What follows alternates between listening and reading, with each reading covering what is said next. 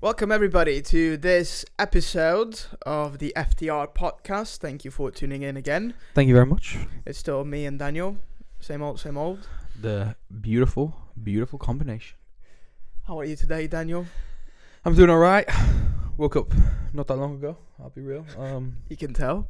Yeah, we're recording this just on the Wednesday. Yes. So obviously Champions League last night, Arsenal won, so I was a bit late watching Champions League and everything, and then was what it was. Yeah, I get that. But yeah, let's get started with this week. We had some beautiful matches. It was really good week. Good games. I mean, for an Arsenal fan, good games. Well, we'll delve more into it. For most people, good games. Yeah, but exactly. Not if you are a Man United fan. I love it.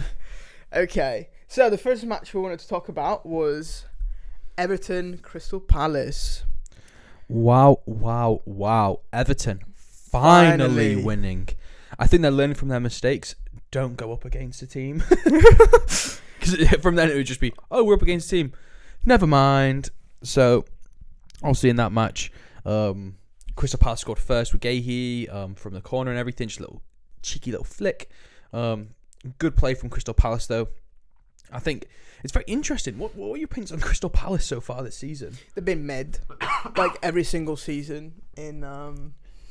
Well, they started doing well last year, and their manager looked good and everything. But yeah, but like what define well, because we have teams in the Premier League that are quite top, you know. Yeah, but I mean, like, you would look at them and you'd be like, you know what, they can beat big teams on occasion. Yeah. I mean, they've been okay so far. They've lost against Everton, which is not like big, massive issue or anything. They are at the moment, relegation zone. Yeah, but they haven't won yet. But they're okay. I mean, like, it's not. I mean, that's the big reason why I would be worried if I was a Crystal Palace fan. Is I wouldn't be worried because we know, Crystal Palace has never been a top team in that regard in the past not couple of years, but since they've been promoted again. Yeah, but with Crystal Palace, it's like a prerequisite for them to stay up. Look at what happened with, obviously, a bit of bias coming in here. Patrick Vieira. He did great first season, did really good. They stayed mid-table, similar to how they were under Roy Hodgson. However, the football was better. Then second season, he really struggled, and they had to get rid of him. So, I mean, for me, I look at it and I think, is this a similar thing with Glasner, where he's playing a more attractive style of football? But with that, you get punished more. Yeah. We'll see what happens for the next, the rest of the season. But I think that they'll get better. They've been a mid-table team for ever, so they feels like it, yeah. So I think they'll get better, and they'll probably finish like around 13th, 12th place, something like that, I reckon. But yeah, hopefully they'll win the game at some point. They better do. I mean they will. Like, it's one of those. Yes, this game they went into as strong favourites. However, matches like that do happen. Yeah, exactly. It's you can get thrown off, and I mean, early on in the season, it reflects it a lot heavier than it would do towards the latter end of the season. But huge props to Everton. They went 1-0 down. Did you see Everton's first goal? Yeah. Watch the highlights. What a goal! Should we do an applause for the first goal? No, Dwight McNeil. He scored both, didn't he? I said for the first goal. Oh yeah. We'll do it for Dwight McNeil, because, I mean, what Everton have been lacking in these first few matches is that individual brilliance up top. Every team needs someone who can do it. Palace have Eze still. They missed out on Elise because obviously he left. But every team needs it to be able to get those goals. So, a little round of applause for Dwight McNeil, I think. That being said, do you think that he's the man that can save Everton? No. With Everton, like, I'll just be real. I've seen Dwight McNeil in Burnley. I've seen him at Everton over the past couple of years too. With Everton, their big thing is they need different players to contribute at different points. And that's why it makes it such a difficult team, because if one player doesn't contribute, that's potentially them being relegated. That's the level which the club is at. I said it from the beginning. I think that for the same reasons that you're saying, I think they're going to get relegated. They won a match, and now they are in, what's the table? I think 18th. Look like they 17th? are 16th. Yeah. But yeah, they've only won a match so far. So, but Yeah. the same can be said about Crystal Palace. Do you know what I mean? It's just they haven't actually. Yeah, they're in shout. They're in shout. I mean, Man United aren't far off either. No, I'm joking. We'll get around to that later. We'll get to that. But when I look at Everton, I just think it's very difficult because they're not able to spend. Obviously, they lost Onana. And when they did lose Onana, they lost a goal scorer in that midfield and someone who did a lot. And I don't necessarily feel like they replaced him, really. So that's the huge issue for me. It's at any club. I've seen it at an Arsenal perspective when we lost loads of great players. Cesc Fabregas, Thierry Henry, like all these really, really good players, and we never replaced them. If Everton do the same, they're not as big of a club as Arsenal. And the situation that they're Not to in, be biased or anything, but they're just not. Like, we'll just be honest here. But where Everton are at the moment when they're losing these players, it's a very difficult position. It's the position where you can't be losing those players. Yeah. I get that, and I mean, if the team is managed well, they could potentially not get relegated. But I get what you mean. Like they can't lose these players. I don't know how long it's going to be. How long it's going to take for them to be able to buy players or anything. But I mean, without that point deduction last season, they would have finished much higher. Yeah. But still, they had the Shame. point deduction. But yeah, let's look at the next match. This one was a really good match. Chelsea-Brighton. Oh my gosh. Cole Palmer, first ever player to score four goals in the first half in the Prem. He's amazing. I mean, I don't know what he eats in a day. I just don't like him. I do. I know you do, but I don't like him. Like, he plays for Chelsea. He's just such a monk. You know what I mean? And then he scores 4 goals. Exactly, and that's the frustrating thing. Nothing. Like, he's there, and he's literally like, what? Like, proper mouth breather. And he's, like, he should have got an assist. Nicholas Jackson missed it. But he had a beautiful, like, outrageous pass over the top. He scored 4 freaking goals, and he's just, like, he's just performing really, really well. And he acts so mongy, and it just frustrates me. Because it's just like, how can someone who seems is that jealousy or it frustrates you? It frustrates me because it's like, how can someone this dense be so good? that's the thing which I get confused by, because it's like, you look at all these other players and they're all switched on. They're all there, like, really thinking about it. Like, okay, this. I'm not saying Cole Palmer isn't. He doesn't look like it. You know what I mean? He's like, he's still young. How old is he now? Like actually, how old is he? 22. He's older. He's younger than us. He's the same age as me, actually. Same age as you. So, He's younger than me. Yeah. But it's one of those, like, don't get me wrong, he's really good.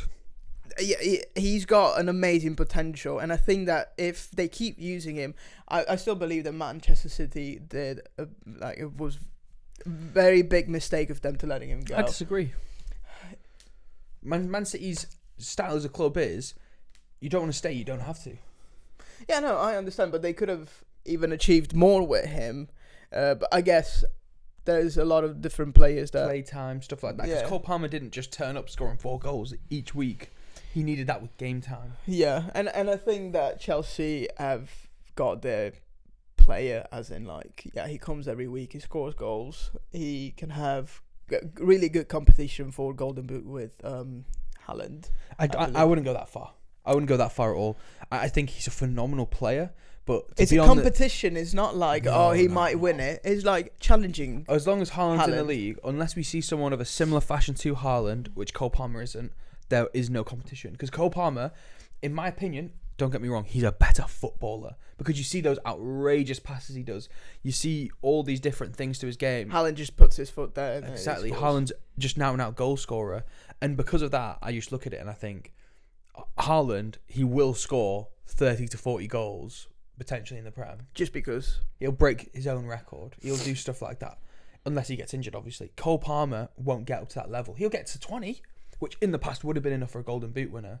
But not now. Not now. Not now, no. But overall, great performance from Cole Palmer. I was in disbelief when he's like, oh my goodness, like he keeps scoring and scoring, and I'm like, poor Everton. You know the meme, like, oh, let him go, he's already dead. You mean It's Brighton? Like, Brighton. So what did I say? Everton.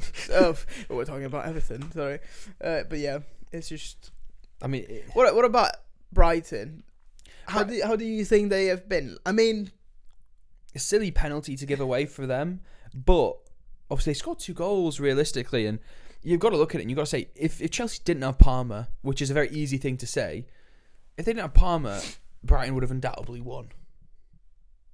But it comes down to things like individual brilliance. You have to be able to manage it. Obviously, Brighton's manager is very young and still learning. Exactly. So, but I think that from the beginning of the season, they've still got that potential. Like, it's only been 6 games, but for Brighton, it's been quite a good run so far. I mean, they are 9th. They've won 2 games, so it's not too bad so far. It's not looking too bad. I mean, they're just behind Spurs, 1 point off of them, so it's like they're doing a good job, because that's roughly where they should be, challenging for Europe. You don't know if they'll get it or not, but they're challenging. Yeah. So and they have been for the past 2-3 years. Yeah. So nothing much has changed, but they still have a good game. Like, they still play well. Yeah, they've got good players. You can turn up in moments and stuff like that. But there will be matches like this when they do lose, because since they do play attacking football, it leaves you open. Yeah. And especially when other teams have players like a Cole Palmer who can punish you in those situations, it's going to happen. Yeah. So I guess the round of applause for us goes to begrudgingly Cole Palmer. Don't sound too happy. I don't like the guy. But I think that this Chelsea is going to go far this season. I correct me if I'm wrong, because I talked to a lot of people about football. I'm pretty sure I did say that on my preseason predictions, that I thought Chelsea would do well. I didn't say top 4. I don't remember, but I don't think that Chelsea has been brought up at the beginning of, like, when we started the podcast. I'm not. We probably need to rewatch the video. Yeah. And but I remember I spoke to somebody and I said, it might have been a guy at work, because a guy at work, he supports Chelsea. But I was like, Chelsea, like, the match where I saw it from watching the highlights, because I'm a hate watcher, I watched their preseason highlights against Celtic. And they lost against Celtic, right? Which is not good. But the way they were playing was, and I just thought, it's going to click at some point. And that's going to be a good, like, team. And it's showing its fruit now. Defensively, they still have their issues, and they need to solidify that. Yeah. But up top is where I saw the link-up play, the flicks, all that sort of stuff, and I was like, these guys look like they could be dangerous. So they're doing well. And they are being dangerous. Yeah. Against. Actually, we brought up Chelsea at the beginning just for all the signings that they have made. Which, I mean, yeah, it's just Chelsea. It's still a struggle, because who's playing of all the signings? Yeah, I mean, they've got an issue with the owners. They both want to buy each other out, don't they? Because they both don't like each other. So it's going to be interesting to see how that changes the football. Millionaire problems. Yeah. Yeah, billionaire problems. Billionaires, yeah. It's ridiculous. But yeah. I think that's it for this match. It was a good match overall. Solid, but it is what it is. Yeah. Next one. Newcastle, Man City. What were your thoughts? For Newcastle Man City, I watched this match. I watched only the second half, so I watched when they were given the penalty. Yeah, it was Man City. Obviously, they scored the goal, the standard as you'd expect with Man City's. Not Haaland this time. I know, it felt good. And I mean, it was one of those. As soon as they scored, I put my head down. I was like, oh, for crying out loud. Are they just going to accelerate it? Because that's often what City does. But I think this really shows the difference when Rodri's not there. And I love it. Yeah, and I think that was the major factor for me, that you see that a core player is not there and they draw against... It's still a good team. Like, Newcastle is still a good team, but they're not at their level. Level of Man City. Newcastle have their own injuries too. They had no striker in the match. Anthony Gordon was playing up top. Isaac injured, Wilson injured. Their back line is significantly injured. But you can see that even if he's not a striker, he's not playing up top every match. he can still do the job, and he's still a quality player. I disagree, because in the match you could see he was okay, but there's a huge drop off between Alexander Isak up top and Anthony Gordon. Anthony Gordon is phenomenal on the wing, but they needed that. And I think when you look at it, both teams have injuries. However, with Newcastle, I think they were pragmatic with their style and they were like finding a way around it. Whereas with Man City, they didn't and they couldn't. And that was a difference for me. I looked at it and I saw, obviously, we're on the formation at the moment. They had Rico Lewis and they had Kovacic in the midfield. Yeah, which what we spoke about last time, midfielders. it's that they've changed the formation. Yeah, so. two defensive midfielders in there. So they're trying to play more defensive, but that also means it's more difficult for them in certain phases of play. Because when they're trying to break down a defence, similar to how they were trying to do with Arsenal last week, they don't have as many people in the box to get the ball to. They just pass it around on the edge, and that doesn't result in goals often, especially if you're against a good team like Newcastle are. They're very well managed. And I mean, you look at that Newcastle team, right? So obviously their back line, they have Dan Burn, Hall, Trippier and Schär. So Botman's still out, so their big centre-back is out, which means Burn is having to play at centre-back instead of left-back. Did Trippier get injured in this match? Oh, did he? I can't remember, actually. I know he got subbed off. Yes, he got injured. Yeah. So that's another massive... It's another big blow for him, but is Livramento out injured for him? I can't... If you go down, scroll down. Oh, no, they should be able to just play Livramento there instead. Obviously, for them, they've got a fair few players injured. They've got Lascelles, who's meant to be back January. You've got Botman, back January. Lewis Miley should be back late October, so not too long now, because he's important for them, like as a young player who can come on, make an impact. And then Isak, who should be back soon, and then Wilson should be back soon too. So eventually, they'll be okay. But eventually, that's the thing. It's like kind of just trying to hold on until your boys are all back. But they knew what they were doing and they played a good game. Frustrate, and especially being at home, they have to go there wanting the result, and they definitely did. And that's a lot of respect to them, because I mean, more towards the latter end of last season, I saw a lot of teams shy away when they were playing against a Man City. They were like, okay, we've lost here already. Let's just send out the B team. Let's just pure defense it, low block. These guys came out and they started swinging, which I really appreciate as an Arsenal supporter, of course. But just as an Arsenal supporter. But really, really well done for Anthony Gordon. Like he was respect putting in the player, so much effort, just charging. And obviously, towards the latter end of the match, City were just in control for the large majority of it, as you expect for City. But they did really well, just keeping firm, keeping solid. Obviously, Pope, he's a good keeper.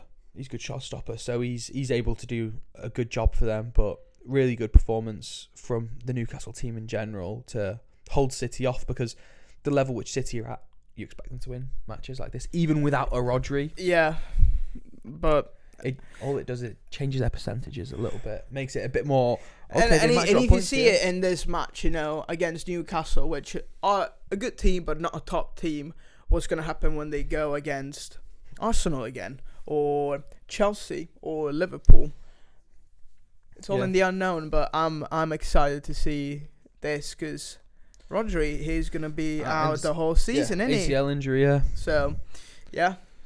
So even though Grealish won the man of the match, I don't know why, but it's just because he had an assist and he played a good match. But he had a goal, you mean? No, he didn't have a goal. Who scored? Guardiola scored. Oh, it was Guardiola. Yeah. I got confused with that. I thought it was Grealish. I mean, even when he scored, I remember I thought it was Grealish. I was just tripping, man. I was like, oh, Grealish scored, and I kept on checking. Kept on saying very dull. I don't know. But I think that the applause goes to Anthony Gordon. I'm fine with giving Anthony Gordon some applause. Yeah? Yeah. Let's praise him. Okay, let's look at the next match. Arsenal-Leicester. It was a stressful match. I mean, it was really, really weird, because at some point I thought, is it just not our day? Because, let's be real, there's 2 goals Leicester scored out of nowhere. One was a huge deflection from a free kick, and the other one was Justin scoring a volley on the edge of the box, hitting off the woodwork and in.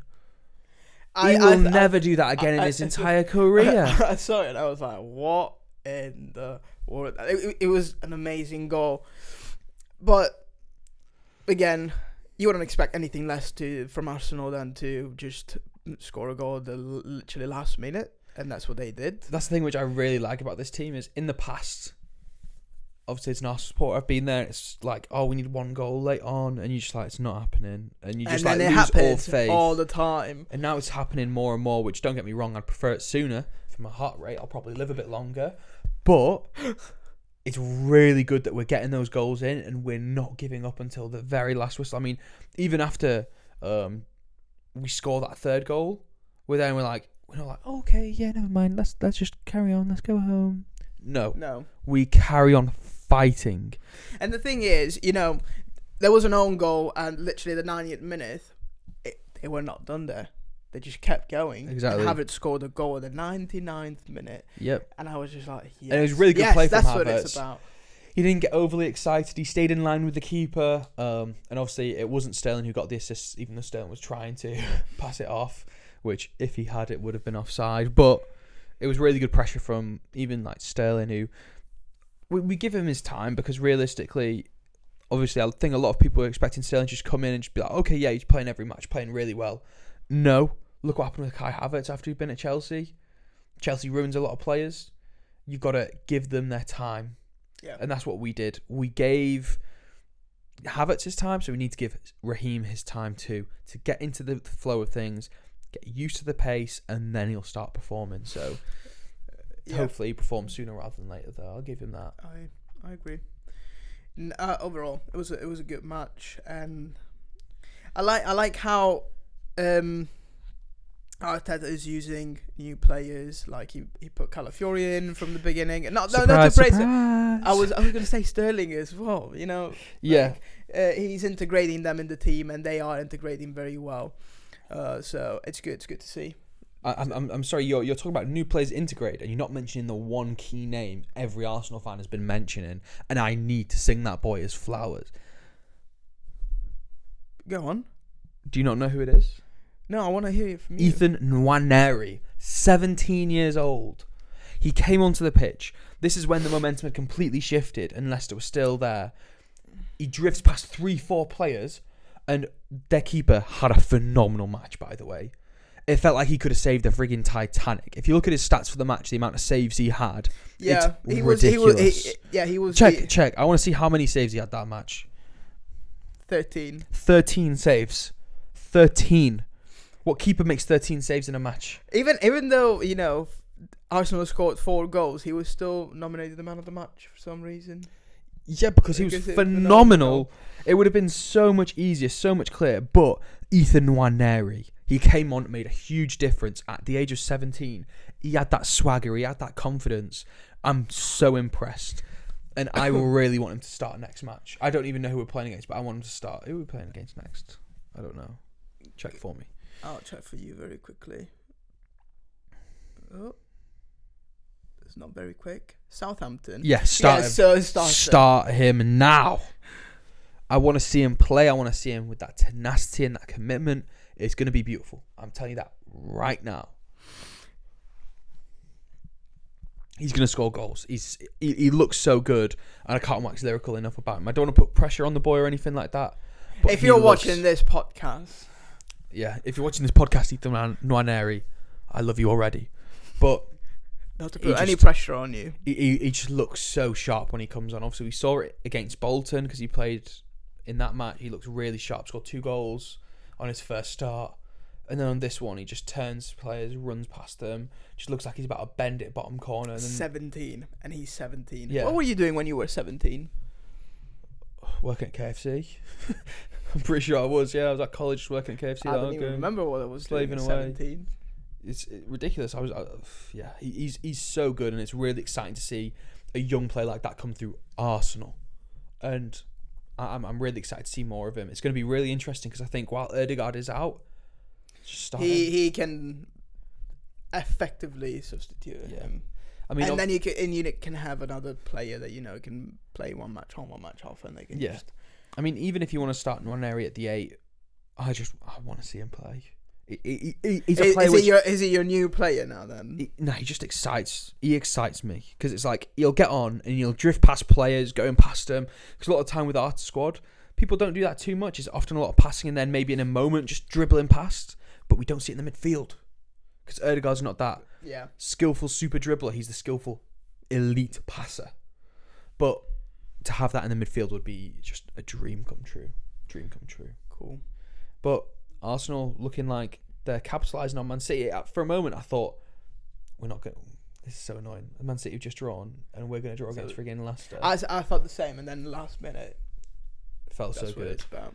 You have to take those opportunities, grab them by the neck, get it, mate. Yes. So it felt beautiful, glorious. Some would say. Next match, Wolves Liverpool. Ooh. Wolves are looking weaker and weaker every. Did you watch the match?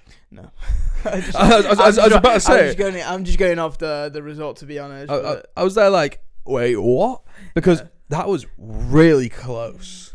Like, don't get me wrong, Liverpool still showed that they've got that quality, and it was expected from Liverpool. Top of the league at the moment, which because look at the teams they've played. Look at the teams they've played. Is my thing is, I mean, Arne Slot himself said it. It's with Liverpool. When you watch the teams they've played played a top team yet. They've not. And that's when they're going to prove themselves. No, they played United, but United. Oh, easy. Well, that's different. What are you doing? There we go. They've only lost one. Yeah, which was to Nottingham Forest. If you look at the Prem matches. Down there now. Yeah. Yeah, so obviously they play it well. First match against Ipswich, Brentford, United, Bournemouth, West Ham. No, West Ham was the League Cup. Oh, sorry. Yeah. And then exactly. So it's like they've been playing teams who it's an expected win. Obviously, they're doing well in doing that, but I think some people are getting a bit overexcited. Like I saw a video this morning. I didn't watch it because I was like, oh, this is just stupid. It was saying how Arne Slot is making Liverpool title contenders. Not yet. Top 4 is looking really nailed on for him. It's looking good, but not yet at all. They've not even played the likes of Spurs. You know what I mean? Yeah. So we've got to wait until they come up against another big team, even a Chelsea at the moment. Chelsea's looking like a big team at the moment. Exactly. They've got to play one of these other boys and see what happens, and then that's when we make our statement. If they're beating them 3-0 or something like that, that's when we're like, okay, here, we need to take note. But at the moment, that's not what's happening. And I mean, with that Liverpool match, 2-1 against Wolves isn't the greatest of results. And even then, when you look at how Wolves played, they even gave away a penalty. Yeah. If they didn't give away that penalty, they would have just run 1-1. It looks like it would have been a draw, or even then, like Wolves could have even came back into the match, stuff like that. So it's one of those. It's very, very much so like a situation of Wolves being unlucky again. And I think Wolves, they're a good managed team, but when you spend no money, it's sooner or later stuff's going to happen which will negatively impact your club. They need to be able to start spending ASAP. I know they're in really deep financial struggles, but Gary O'Neill is a very good manager in my opinion. He's done miracles with them so far. They need to keep on to him, and the only way they can keep on to him is if they keep up spending, and they're not spending at all with him because they can't. So for me, the solution need to do this. Yeah, but the solution is just to wait and see when they can spend and how much they can spend. Yeah, and when they do it, smart. It's about doing it smartly. Do you reckon they can spend in January or not yet? I don't know. I don't think so, and that's the issue. It's like that's the thing, is it would be really a shame to see them going down after they've apparently been playing okay. They've still been like low. Of course, if they do go down, it will be a shame. However, at the same time, that's the standards of the Premier League. If you're a club and you overspend, which it's the club's fault because I think they've overspent in the past, stuff like that, which means they can't really spend now. They're going broke and everything. It's a shame to the fans, 100%, because I've got nothing against Wolves fans or anything like that. But fun fact about that, my wife's university is in front of the stadium. I remember you've told me this. This is a fun fact for the viewers. Fun fact for you. But for me, the way I look at it is, it's like Wolves are a very good team. They've got decent supporters and everything. It's a shame if they go down, but you have to blame the owners. And the owners are the people in charge of that football club, and they've not been managing it correctly or properly, and that's why this is happening. Yeah. But hopefully, the situation gets better. They haven't won yet, have they? No. They've lost 5 matches, actually. Yeah. And they've only drawn 1. It's really tough for them at the moment because they're playing decent football too. I mean, let's have a look at Wolves and their form. So it's like when they're losing, see there against Liverpool by 1 goal. Against Villa, obviously 2 goals, but there was a wonder goal in Brighton, there. 1 goal. Newcastle, 1 goal. Then obviously Brighton was the League Cup, but Newcastle only by 1 goal. Forest, they drew. You know what I mean? It's like all these matches are very tight, very close, and they're just missing out, and it's such a shame. Yeah, they need to crack it, and yeah, it's because it goes one way or the other for them. It either goes to, obviously they've been playing difficult teams because they played Villa, Liverpool, and Newcastle early on in the season. What's the next fixture then? I'm not sure. Brentford. That's an opportunity. Exactly. That's an opportunity because Brentford is only 12th. They've had an okay season so they just far. Keep on scoring quick and then just losing. If they score quick again, then they might have the chance to lose. Yeah, it's one of those with Wolves. They've got a bunch of tough teams out the way. However, when you get so close, either you just lose all energy and you're like, oh, what's the point? Or you're there like, let's keep on going, we're close. And then you make those margins. It's about the mentality. It's about the mentality. I've said it from the beginning of this podcast. If the mentality is there for every team, they can achieve the impossible. So, yeah. If they keep doing that, there's good potential. Definitely. Let's look at the next match. Man United Spurs. Ooh. Okay, so it was a great match for Tottenham. I give them, all the credits and everything, but still, I would say well, there's 2 things that I want to touch. One's again referees giving wrong decisions, because there's been another red card that was not existing. Let's be honest. Let's be real. It was not a red card. I'll let you speak first. It was not a red card. I'll let you in speak my first. opinion. The VAR checked it. They show the replay many times. Bruno Fernandes didn't touch him, and then it wasn't a red card. It wasn't a red card. But Tottenham and Tottenham played well. The whole match. But Man United again is not there. We said it, Ten Hag needs to be sacked. But you know what I saw yesterday, a couple of days ago, I think I sent this to you, that if they sack Ten Hag, they will lose loads of money, like 17 million or something like that. So they will be in financial loss if they actually sack him, which is... Yeah, that's what happens when you sack a manager. How convenient that, you need to look at the overall performance in the future. If you keep having the same manager, you lose that money. Yes, you're in financial loss, but actually, if you get a better manager and they start winning, that will turn into profit in the future. Yeah. I'm not an expert in business or anything, but I kind of understand. I agree with you. I mean, it was poor from the summer. I've said it time and time again on this podcast. I've said it time and time again in person with people. The issue is Man United looked for a new manager, which if you look for a new manager, you need to get a new manager, because what you're saying is the one we have is not good enough. Exactly. You're not there saying, oh, well, I'll put it this way. Let's say you've got a girlfriend, right? I know you're married, but let's say you've got a girlfriend. You start looking at other girls like, oh, you know what? Maybe she should be a bit better. At that point, your relationship's over. There's no point in still dating that woman because you're thinking about other ones. You're more interested in others. You're just keeping her there for comfort, really, just because, I don't want to be alone. No. You need to go get somebody else, somebody better, improve, somebody who's better for you. And that's what Man United need to do. They need to find someone who's better for them as a club. Do I think they'll do that? No. But because they're caring more about the money and the financial loss that they will. It's not even that. It's they've only made poor decisions, and that goes for even Ineos too. They're investing so much in the manager because we're getting more players who played at Ajax, that sort of stuff. And it's like, okay, Ten Hag wants this player, he gets this player. Okay, in the same summer window, weren't you also looking for a new manager? Like, surely you don't get people who Ten Hag wants. You get people who you think fit a profile of the club. That's sporting football 101. Obviously, the manager has a say in it. You say, okay, we're looking for this profile. Is there any players who specifically you're interested in? We can have a look at it, explore it. But what you do is you set up a certain profile of players and you look for them.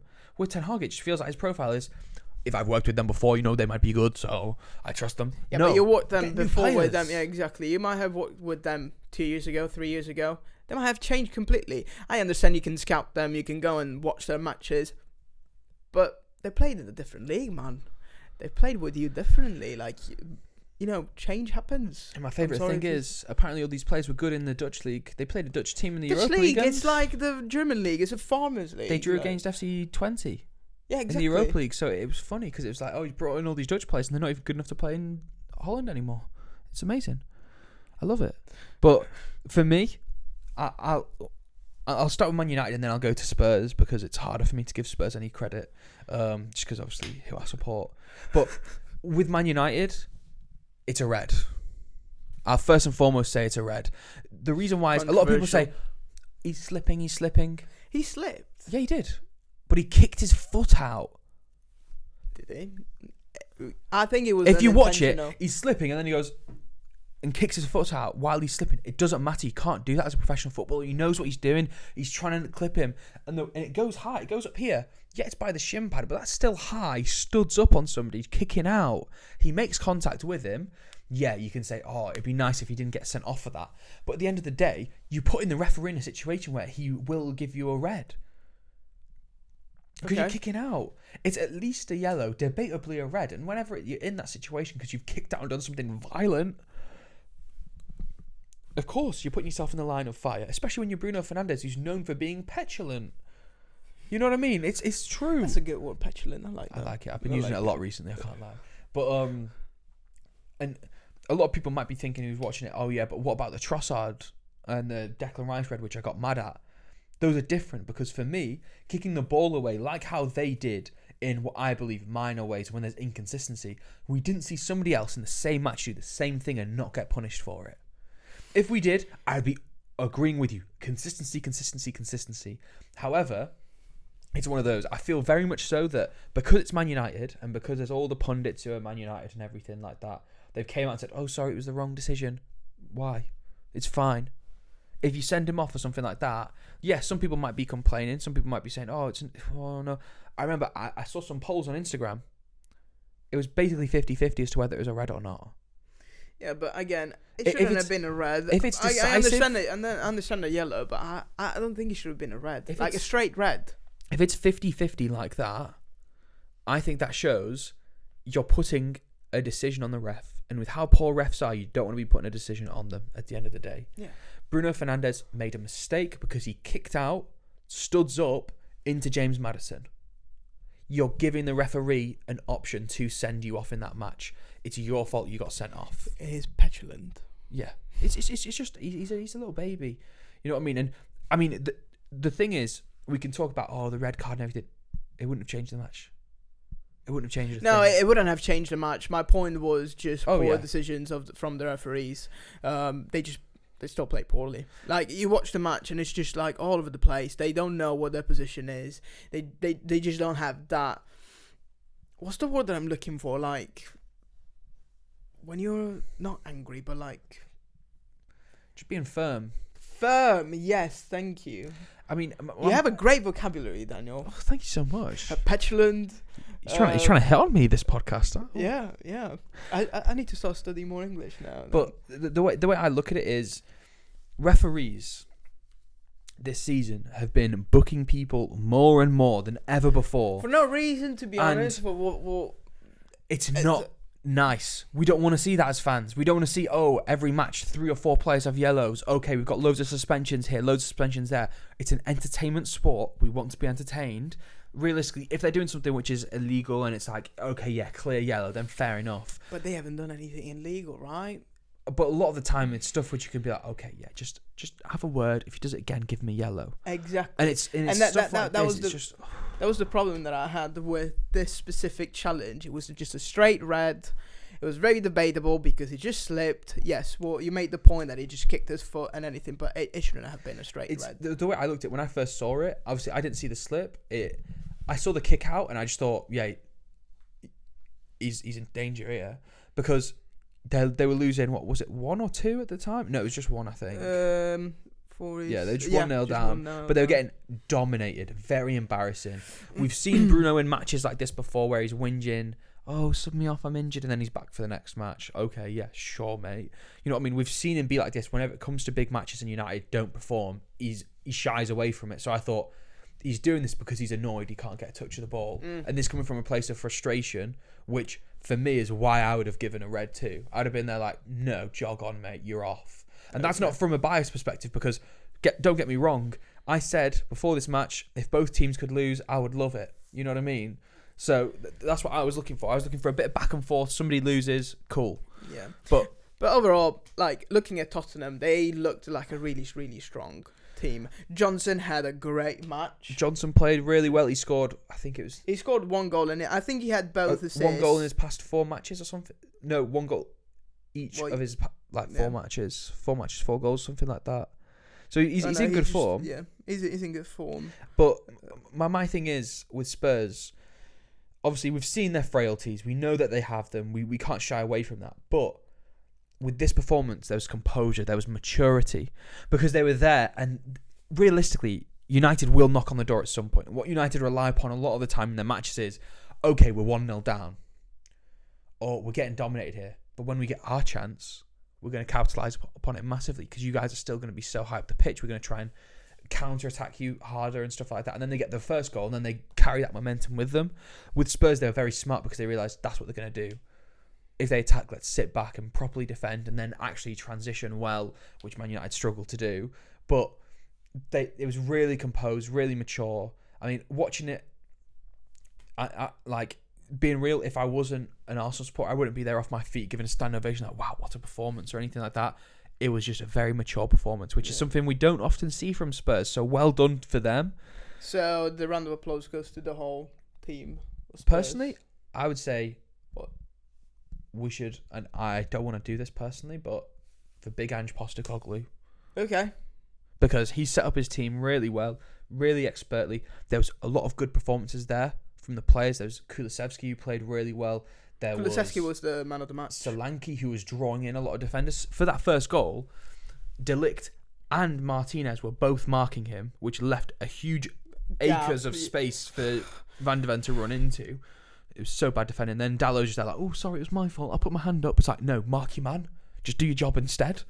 But I think Big Ange Postecoglou deserves the round of applause because he set his team up perfectly, and I think it shows the huge difference between a manager who has an identity, which sometimes, don't get me wrong, he's a bit too strict with his identity and he's not like malleable enough. He doesn't change to certain circumstances. But actually, he's got he's got the identity there. Ten Hag doesn't. It's let's try and win, second most successful team in England because we won 2 trophies, which nobody cared about that season. Okay, cool. We beat Coventry on penalties. Well done.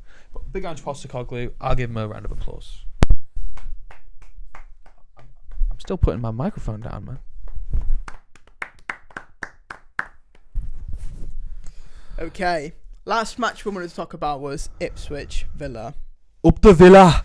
Nah, I'm joking. Ipswich have been really an enjoyable team to watch so far. Yeah, and I said it at the beginning, like, if they keep going like this, they will not get relegated. I understand that they are in the relegation zone. No, not yet. No, not yet. They're 15th, man. Sure, I'm looking at their form. Oh, sorry.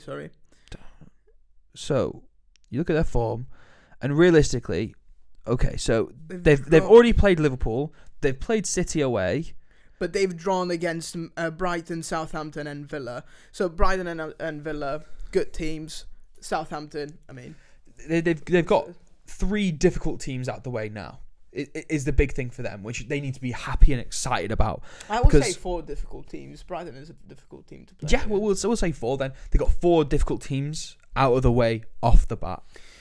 Yeah, they've been really, as you said, enjoyable to watch. They played really, really well, which you wouldn't expect from a newly promoted team. First time in the Premier League after 20 years. They just go there, score 2 goals against Villa. Yes, they take 2, but they still show personality. Yeah, you can see. I mean, obviously we just mentioned with Man United, but they have an identity. You know how they're going to play when they come into a match. They're going to play good football. They want to break, so they sit deep. They have the wingers still up. Your Amari Hutchinsons, for example, stuff like that. They're still up. They pass it out to them quickly, and then the other attackers fly forwards, and then that makes it so it's all in that moment. Don't get me wrong; they do get it wrong a lot of the time, like you would expect with a newly promoted team. However, really, really good and enjoyable football when you watch them play. I watched that match and I enjoyed it thoroughly. Yeah. I think it was really good. It was really good. They scored first as well. So and as you see, they tend to score first. Like, not all of the matches, but like they score first a lot. They score first. Then it's kind of like the same problem with Bournemouth. They scored first. Bournemouth. No, Bournemouth. Brentford. Sorry. Oh my gosh, too many. But yeah, so they tend to score first and then goes down. So we don't want that to happen. I mean, so Ipswich players, if you're watching this podcast, score first, but I mean, the difficulty is because they've been playing against good teams. When they do score first, or they do look like they might score first, the other team then gets riled up, and then they've got to weather a storm. But emotions, it's one of those emotions run very high after you've just scored against a big team. Yes, everyone's warm in the stadium. You're a defender, you're buzzing. You're there like, could we do it? Could we do it? Especially if they're playing at home, because they played at home. Like, all their supporters were there, so... Yeah, and then next thing you know, Morgan Rogers is running in behind, or Watkins is running in behind you. They're like, crap. Like, it is very difficult for them to maintain stuff like this. But I think they'll stay up, personally, based off of how they've been playing. I said that. Obviously, they've got a lot of draws in there and stuff like that. But when you look at the bottom end of the table, the people who are in trouble, realistically, I mean, you could even argue West Ham are in trouble, but I don't think they will be. You got Ipswich, Everton, Leicester, Palace, Southampton, and Wolves at the moment. Not looking good. So there's 6 teams in it. 3 are going to live, 3 are going to die. And it's what's combination going to be? Obviously, I know Giorgio probably thinks that it'll be Leicester, Southampton, and Everton down at the moment. Yeah.